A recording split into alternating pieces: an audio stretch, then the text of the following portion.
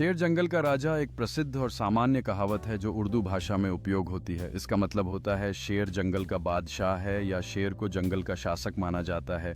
शेर को ताकत, दिलेरी और रौब रेशमी की पराकाष्ठा समझा जाता है, इसीलिए इसे जंगल का राजा कहा जाता है क्योंकि बाकी सभी जानवर इससे डरते हैं और यह सब पर हावी होता है। उदाहरण के लिए, यदि कोई व्यक्ति बहुत बहादुर, गरिमामय या प्रभावशाली हो तो उसकी प्रशंसा में कहा जा सकता है, वह तो बिल्कुल शेर की तरह है, जंगल का राजा।